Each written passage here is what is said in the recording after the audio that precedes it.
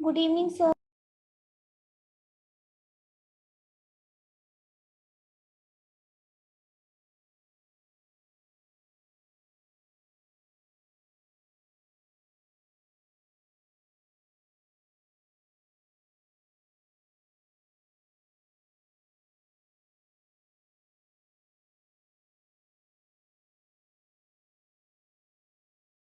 Good evening, sir. Good evening, sir.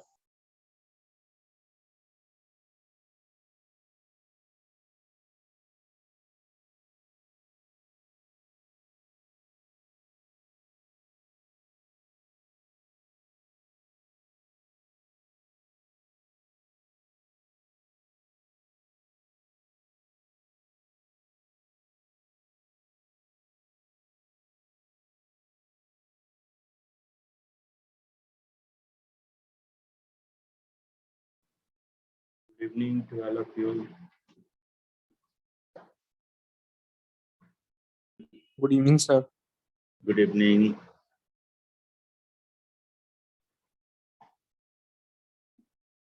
Good evening, sir. Good evening.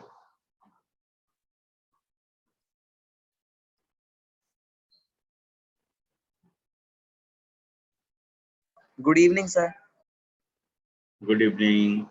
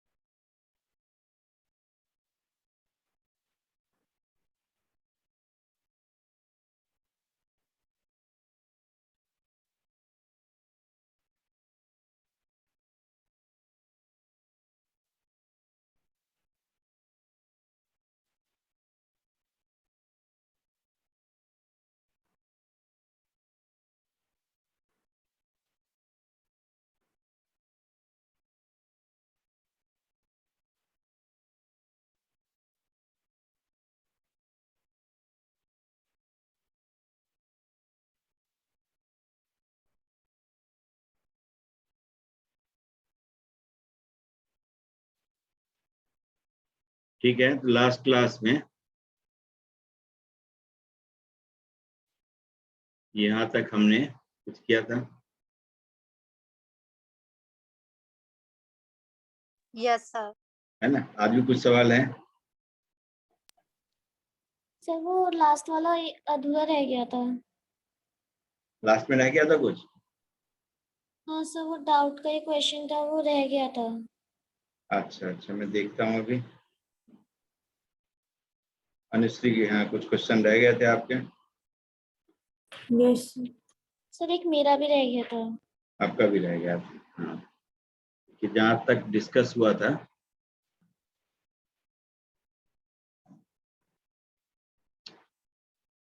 Diagonal वाला हो गया था ना?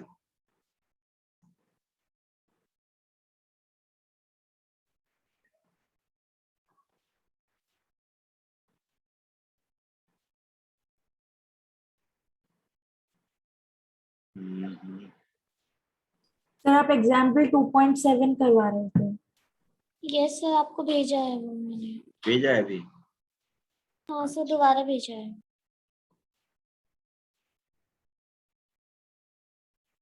ये वाला? अच्छा, m+n/op है ना? Yes sir. Yes sir. चलिए,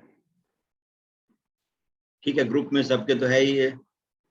यस सर। तो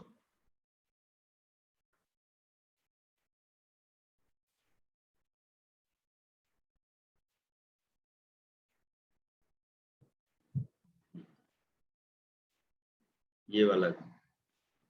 ठीक है, देखिए चलिए ये मैं क्वेश्चन हिंट देता हूँ, लिख देता हूँ। एग्जाम्पल 2.7, एग्जाम्पल 2.7 ये है, let L1 equal to 0 and L2 equal to 0 be two fixed lines, है ना। L1 इक्वल टू 0 और L2 इक्वल टू 0, ये फिक्स्ड लाइंस है। A variable line is drawn through origin to cut the 2 lines at R and S. P is a point on AB such that M plus N, ठीक है। चलिए मैं figure से बात करता हूँ। ये दो फिक्स्ड लाइन है, तो ये है L1 इक्वल टू 0 और दूसरी लाइन जो फिक्स्ड है ये L2 इक्वल टू 0। अब कहता है कि ओरिजिन से एक वेरिएबल लाइन ड्रॉ किया गया जो इन दोनों फिक्स्ड लाइंस को A और B पर कट करती है। तो ओरिजिन से जब वेरिएबल लाइन ड्रॉ करेंगे तो क्या वेरी करेगा? एंगल, थीटा ही तो वेरी करेगा, स्लोप भी वेरी करेगा, है ना। तो थीटा इज वेरिएबल। कहता है from origin a variable line is drawn to intersect the two given lines, two fixed lines at A and B, ठीक है।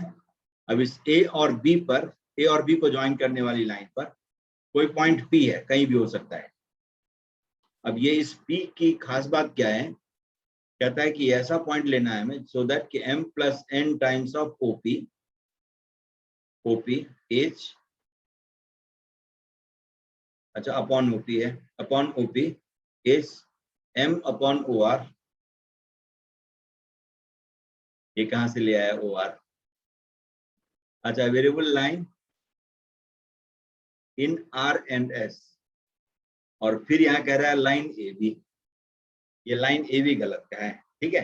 हो सकता है कि यही आपका QR हो, ठीक है। ये Q है, ये R है, या R और S है इन R एंड S। मैं बता रहा हूँ, इसमें थोड़ा लिखने में जो है कुछ गलती किया है।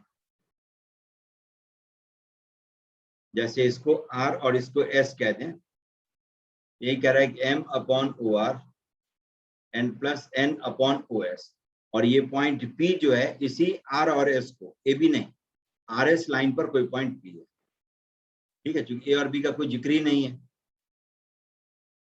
ठीक है। P is a point on the line RS such that M plus N times of M plus N upon OP is equal to M upon OR plus N upon OS. Show that the locus of P is a straight line passing through the point of intersection of the given lines. R, S, P are on the same side of O. चलिए, मतलब ऐसे ही है, ठीक है। अब देखिए, अब जैसे डिस्टेंस में रिलेशन है, डिस्टेंस में रिलेशन जैसे ही हो, इसका मतलब पैरामेट्रिक कोऑर्डिनेट का यूज करना ज्यादा अच्छा रहता है। तो OR को मैं R1 ले लेता हूँ, OS को मैं R2 ले लेता हूँ, और OP इज R, ठीक है। तो R का कोऑर्डिनेट लिख सकते हैं R1 cos theta, R1 sin theta. S का कोऑर्डिनेट लिखा सकते हैं R2 cos theta, R2 sin theta, और P का coordinate R cos theta, R sin theta, ठीक है। पैरामेट्रिक कोऑर्डिनेट, पैरामेट्रिक कोऑर्डिनेट, क्योंकि 0 0 से, है ना, थीटा इंक्लिनेशन पर R डिस्टेंस पर पॉइंट का कोऑर्डिनेट लेना है। तो 0 plus R cos theta, 0 plus R sin theta, है ना। जैसे x1 y1 से R डिस्टेंस पर पॉइंट का कोऑर्डिनेट लेना होता था, x1 plus R cos theta, y1 plus R sin theta एक साइड, और दूसरे साइड में दोनों में माइनस कर लेते थे, x1 minus R cos theta, y1 minus R sin theta. यहाँ x1 y1 के जगह पर क्या है? 0, 0। यहाँ तक समझ गए? Yes, sir.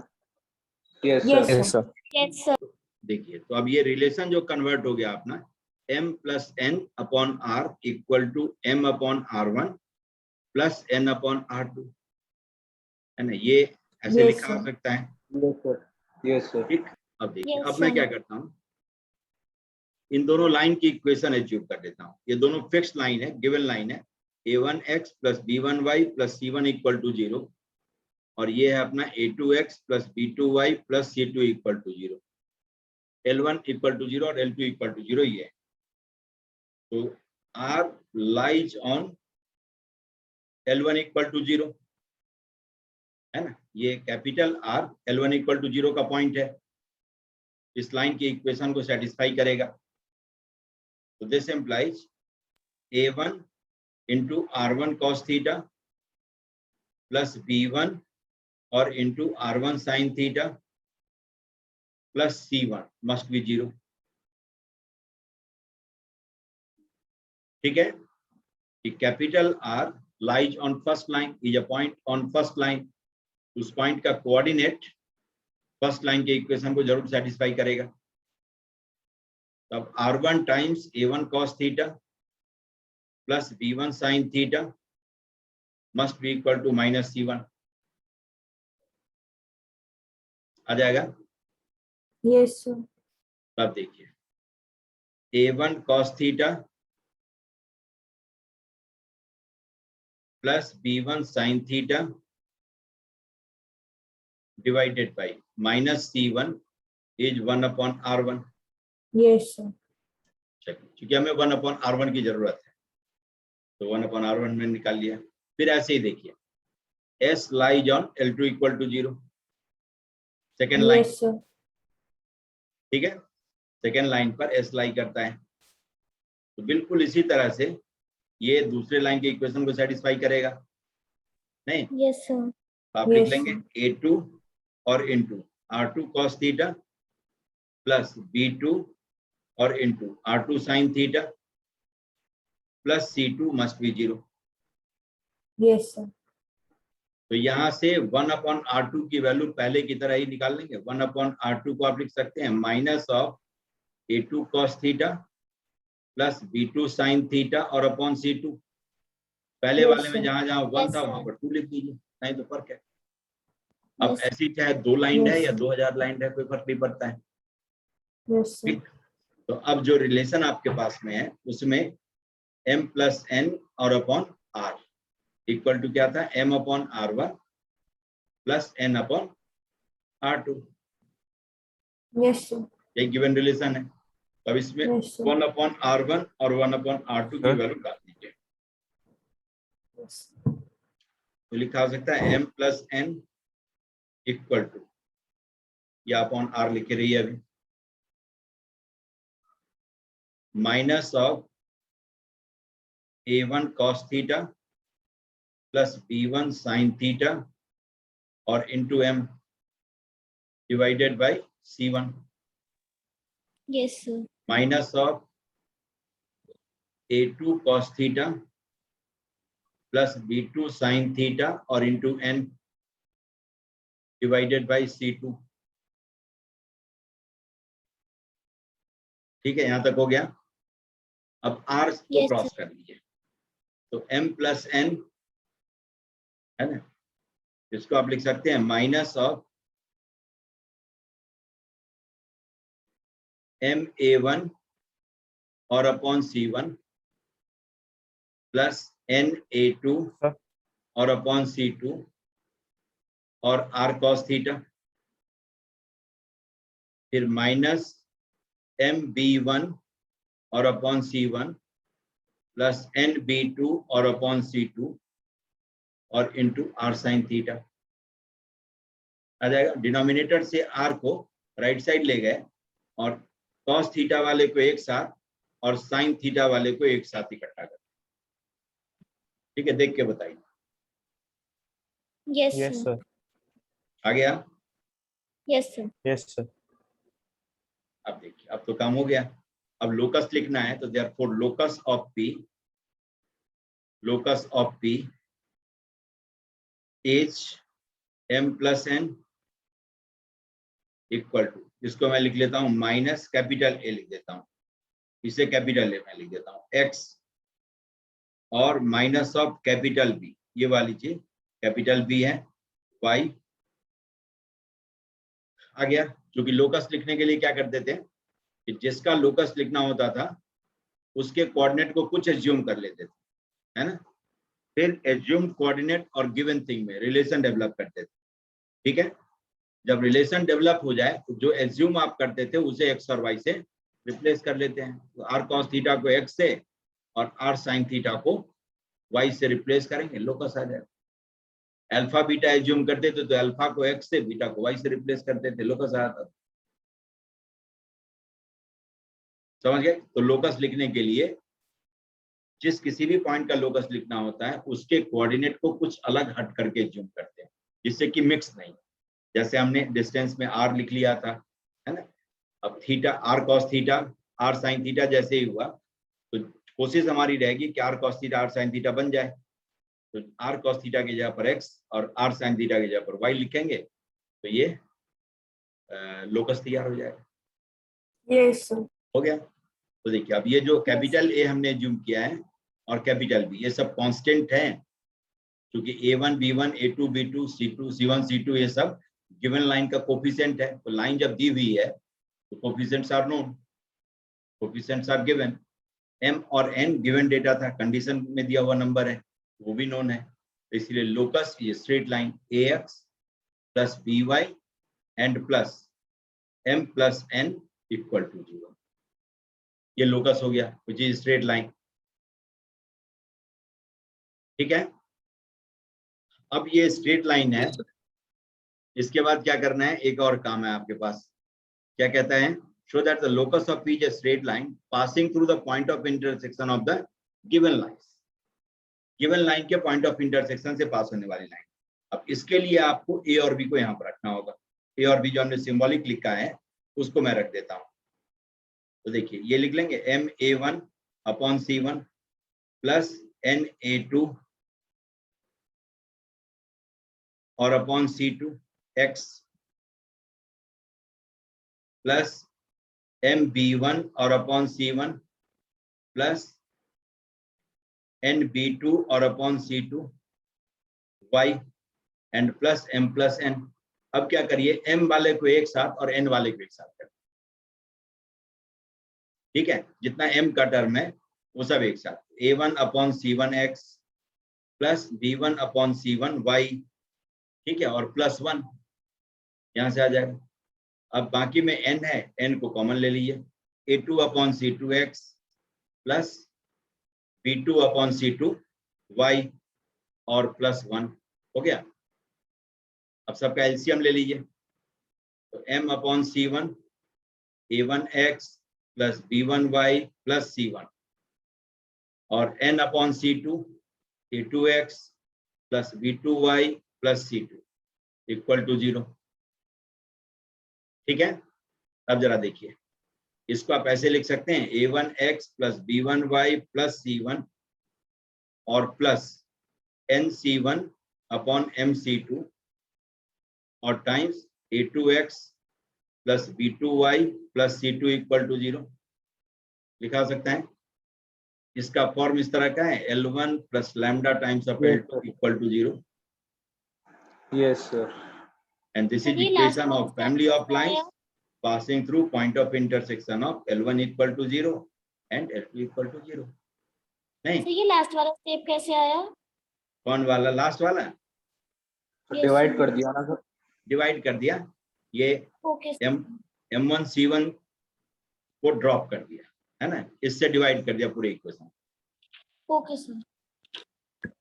ठीक, सर जहाँ से लोकस निकाला वहां से फिर से समझा दीजिए। जहां से लोकस लिखा है वहां से यस फोकस देना है। सर। ये यस सर, लोकस भी बता दीजिए कैसे है।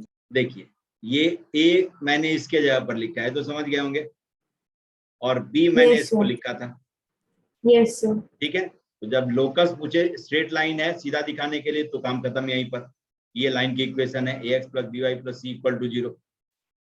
नहीं, इसी फॉर्म में ax plus by plus c मतलब m प्लस n को मैंने c कह दिया इक्वल टू 0। Yes sir. ये लाइन की इक्वेशन है। लेकिन अब कहता है ये मामूली लाइन नहीं है, ये वो लाइन है जो L1 इक्वल टू 0 और L2 इक्वल टू 0 के पॉइंट ऑफ इंटरसेक्शन से पास होती है। Yes sir. तो ए की जगह पर हमने जो ओरिजिनल एक्सप्रेशन उसका है वो रख दिया। यही ओरिजिनल एक्सप्रेशन है ए के लिए यस और ये सर। बी के लिए। यस। ठीक है, यस। उसके बाद मैंने क्या किया, m और n को सेपरेट कर। तो देखिए हर ब्रैकेट में एक m का टर्म है और दूसरा n का है, दिख रहा होगा। Yes sir. तो m वाले को इकट्ठा करिए, यही हो जाएगा। Yes sir. फिर n वाले को कलेक्ट करिए, यही आ जाएगा। Yes sir. आ गया।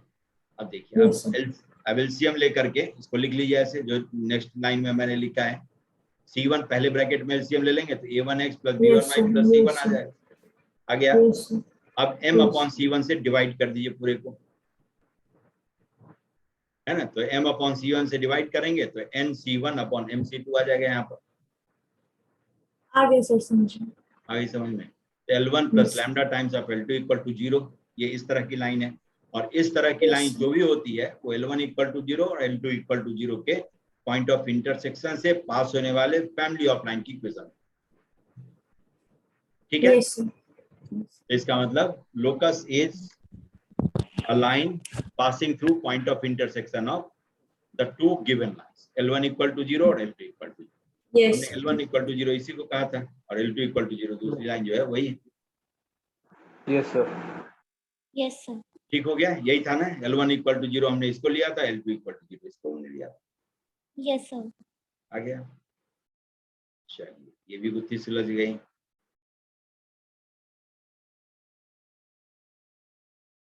नेक्स्ट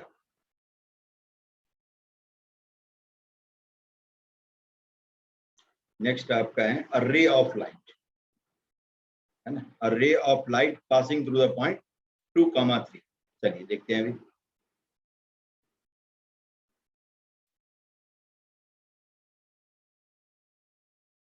नेक्स्ट क्वेश्चन, है ना। A ray of light. आप लेकिन अपने कॉपी में क्या करिएगा, इन सबको लिख लीजिएगा क्वेश्चन, ये नहीं खाली सॉल्यूशन लिख लेते, मुझे किसका सॉल्यूशन पता ही नहीं चलेगा। A ray of light passing through the point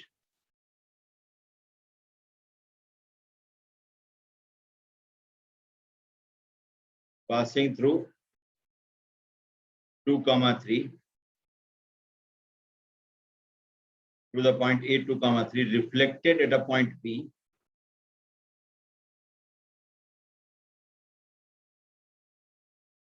at P on x plus y equal to 0 passes through 5, 3। ठीक है, यही है जिस इसका। तो कह रहा है फाइंड बी का कोऑर्डिनेट निकालना है, यही सवाल है। चलिए, x plus y equal to 0 बहुत अच्छी लाइन है।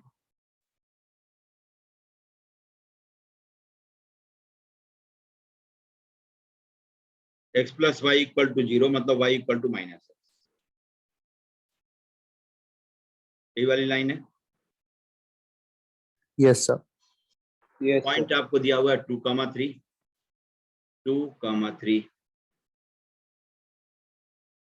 ठीक, कह रहा है यहां से ray of light passing through 2, 3 reflected at B on the line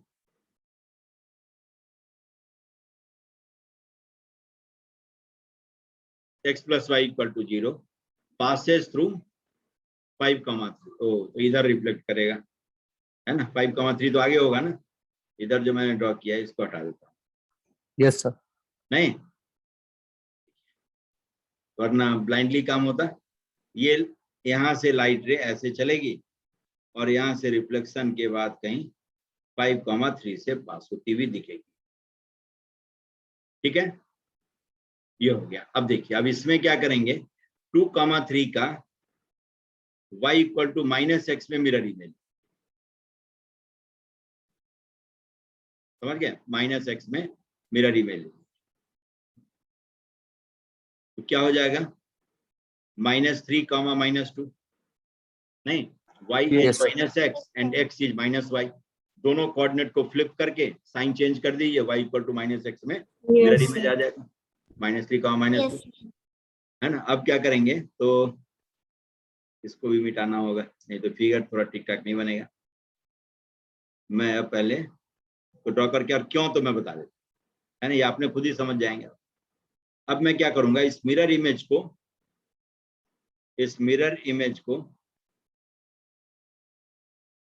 5, 3 से ज्वाइन कर दूंगा। ठीक है, इसका ये जो पॉइंट ऑफ इंटरसेक्शन है यही पॉइंट ऑफ इंसिडेंस। इस पर हमारी चर्चा हुई थी, काफी लंबी चर्चा हुई थी नहीं, यस सर। रिफ्लेक्शन वाले में हमने किया था ना। ठीक है, कहाँ कहाँ पूछ लेता है। ये M है, ये A डैश। ठीक है, कहता ये था कि A से एक लाइट रे निकली, y इक्वल टू -x पर इंसिडेंट हुई, उससे रिफ्लेक्शन के बाद 5,3 से पास होती है।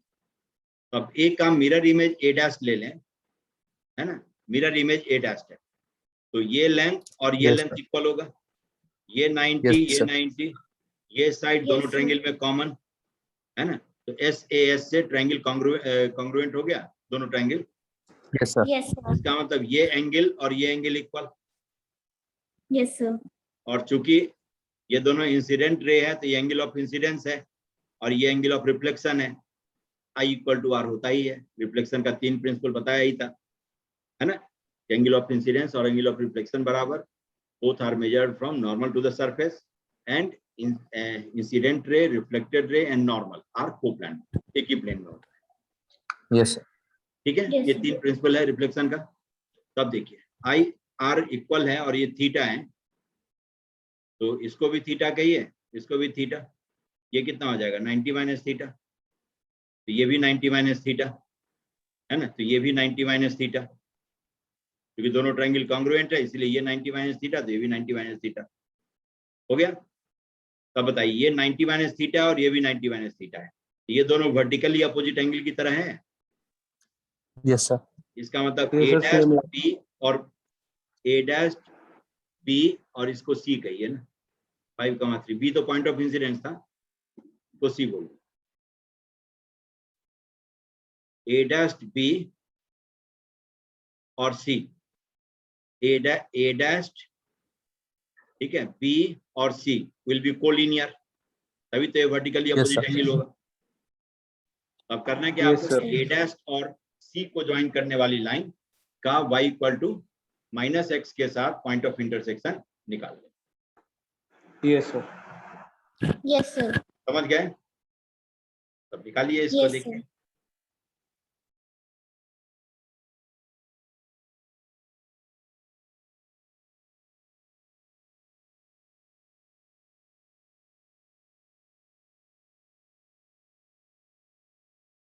ठीक है,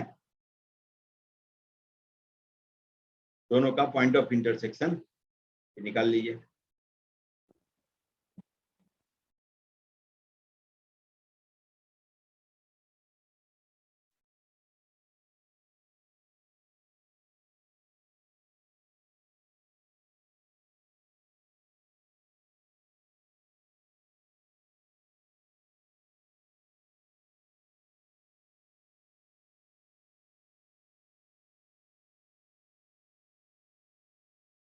आ गया? यस कि नहीं? Yes, sir. Yes. Yes, sir. 1/13 and 1/13. 1/13 कामा -1/13, तो सी ऑप्शन में है ना, सी ऑप्शन में यस सर। है लिखा हुआ 1/13 Yes, और sir. -1/13, ठीक है ना। तो इसके लिए करिए क्या कि देखिए, अच्छा तरीका वैसे आप निकाले ही होंगे, लाइन की इक्वेशन लिखकर पॉइंट ऑफ इंटरसेक्शन निकाल लीजिए, या दूसरा काम कर सकते हैं इसमें कि x1 -x1 कोऑर्डिनेट एज्यूम कर लीजिए, क्योंकि y equal to Yes, sir. -x पर है, x कोऑर्डिनेट आप रखेंगे, y कोऑर्डिनेट ये बता देगा। अब ये तीनों पॉइंट कोलिनियर है, तो किसी भी दो के लेकर के स्लोप निकालिए, स्लोप मस्ट बी सेम, तो लिख सकते हैं -2 + x1 और अपॉन -3 - x1, ये A डैश और B को ज्वाइन करने वाले लाइन की स्लोप है, this must be equal to, अब दोनों नोन पॉइंट को लेकर के निकालिए, 3 - -2 और अपॉन 5 - हो गया। अब 8 से अब क्रॉस मल्टीप्लाई कर दिए, -16 + 8x1 इक्वल टू -15 और -5x1 हो गया, तो 13x1 इक्वल टू 1, x1 आ गया आपका 1/13, तो लाइन की इक्वेशन लिखने से बच जाएंगे, है ना, तो 1/13 -1/13, क्योंकि लाइन की एक ही खास बात होती है, गिवन लाइन है फिक्स स्लोप, तो दो अलग अलग तरह से स्लोप निकालिए और इक्वेट करिए। दूसरी बात, किसी लाइन पर पॉइंट लेना हो तो आप ऐसे भी कर सकते हैं, ये नहीं कि blindly let x1 y1 be the point, ठीक है, वो भी कर सकते हैं, लेकिन वो थोड़ा इमेच्योर तरीका होता है, let x1 y1 be the point. अब x के जगह पर x1 डालिए, जब कॉम्प्लिकेटेड हो तब वही करते हैं, लेकिन इतनी सीधी सादी लाइन है, x आप रखेंगे, y आपको x के टर्म में बता देगा, है ना। जैसे x प्लस वाई 1 होता, आप x को x रखते तो y क्या हो जाता, 1 माइनस एक्स। तो लिख दीजिए x, 1 माइनस एक्स या x1, 1 माइनस x1, इक्वेशन लिखने की इच्छा होता, ठीक है। यस तो सर। इस तरह से भी आप Yes, एज्यूम sir. कर सकते हैं।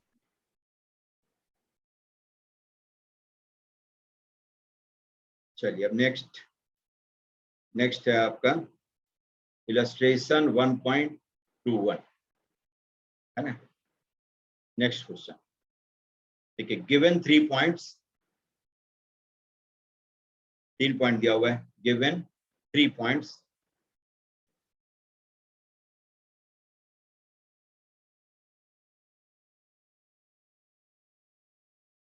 given 3 points, say P,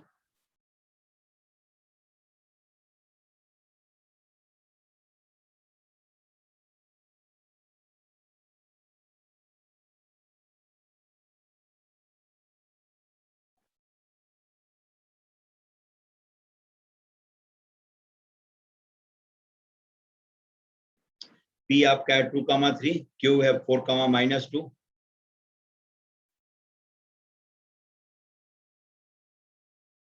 three points, P 2,3, Q है 4,-2 एंड R है अल्फा, 0, ठीक है। कह रहा find the value of alpha if PR plus RQ is minimum, ठीक है। फर्स्ट में कहता है find alpha for which PR plus RQ is minimum, और दूसरा कह रहा है आपको सेम चीज, find alpha for which difference of two side PR minus RQ का मॉड इज मैक्सिमम, ठीक है। आइए, इस पर तो हमने काम किया है सर। ये अल्फा, 0 एक्स एक्सिस का पॉइंट है, yes alpha, sir. 0 x axis का पॉइंट है, ठीक है। 2,3 और 4,-2 एक्स एक्सिस के अपोजिट साइड में है। Yes sir. देखिए एक P 2,3 है, 2 और 3 ये ऊपर है, तो 4,-2 नीचे होगा, 4,-2 ये Q हो गया। अब PR प्लस RQ कहता है मिनिमम, तो क्या करेंगे, दोनों को ज्वाइन कर दीजिए। दोनों को ज्वाइन करने वाले लाइन का जो एक्स एक्सिस के साथ पॉइंट ऑफ इंटरसेक्शन होता है, इसी R के लिए PR plus RQ minimum, otherwise R by the way कहीं और होता, ये R यहाँ पर हो तो आप क्या लिखेंगे, PR plus RQ is greater, sum of two side is more than third side, more than third side. और वर्ड सिचुएशन में ये इक्वल हो सकता है। इक्वल कब होगा, जब P, R और Q कोलिनियर हो जाए। जैसे जैसे आप इसको जो बाहर R है उसको करीब मिलाते जाएं, क्यों, तो सम की वैल्यू कम होती जाएगी, और कम होते होते इसकी मिनिमम वैल्यू कब आएगी, जब P और Q को ज्वाइन करने वाली लाइन पर ही R हो। यही पहले केस में R है, ये फर्स्ट केस में R अपना ये है, ठीक है। तो अब फिर वही कहानी कि दो को लेकर के स्लोप निकालिए, इक्वेट करिए।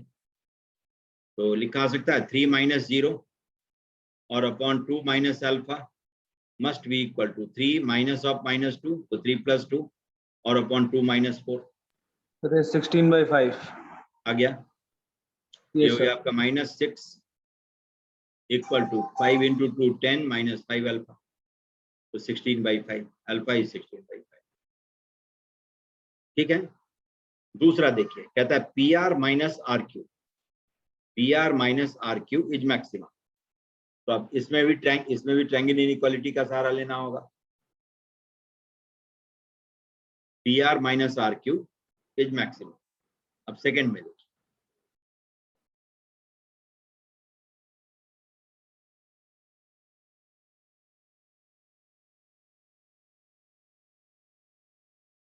सेकंड में कहता है ये आपका 2,3 है और क्यू आपका है 4,-4,-2। तब क्या करेंगे, इसका मिरर इमेज, पी का मिरर इमेज ये पी डैस्ट 2,-3। अब क्या करिए, इस पी डैस्ट और क्यू को ज्वाइन करिए। ठीक है, पी डैस्ट और क्यू को ज्वाइन करने वाली लाइन का जो एक्स एक्सिस के साथ, मतलब जो रिफ्लेक्टिंग सरफेस है उसके साथ पॉइंट ऑफ इंटरसेक्शन है, ये अपना वो पॉइंट आर होगा जिसके लिए P R minus R Q will be maximum. क्या होगा मैं बताता हूं। समझ गए कि पी और पी डैश में ऑब्जेक्ट और इमेज का रिश्ता आता है। इस एक्स एक्सिस में जिस पर कि अपना आर है उसमें हमने पी का मिरर इमेज लिया है। ठीक है, तो difference of two side P R minus of R Q must be less than और equal to P Q third side. जैसे इसको मैं ज्वाइन कर देता हूं ये व्हाइट लाइन से।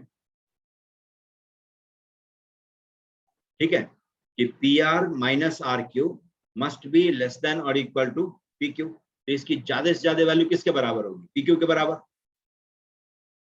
ठीक है, Yes, पी आर और माइनस पी क्यू की मैक्सिमम वैल्यू होगी पी क्यू के बराबर।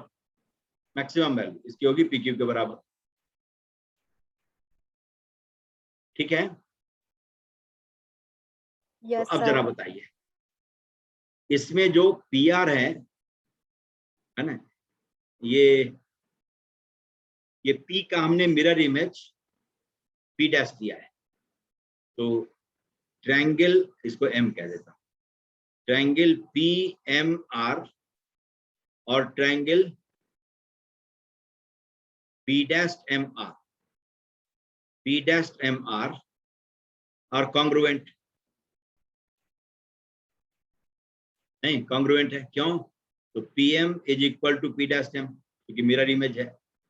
ये side R M is common to both the triangle और ये 90 है, एस ए एस से ट्रायंगल कॉन्ग्रुएंट हो गया है ना। तो therefore P R is equal to P dash star, P dash star हो जाएगा। P R equal to P R dash हो जाएगा, क्योंकि ट्रायंगल पी एम आर और पी डैश एम आर ये दोनों कॉन्ग्रुएंट है। तो P R equal to P dash star, ये सही है कि गलत? सर सही है। सही है। चलो 8 आ रहा है अल्फा, हैं 8 आ रहा है सर। आ रहा है, चलिए तो आ जाएगा अपने आप। यस अब सर। देखिए, अब जरा देखिए, अब ये पी आर और माइनस पी क्यू करें, P R minus R Q करें, या P dash R minus R Q करें, बात बराबर है? Yes sir. है, ठीक है। अब जरा देखिए, बताइए कि P dash R minus R Q कितना होगा, पी डैश क्यू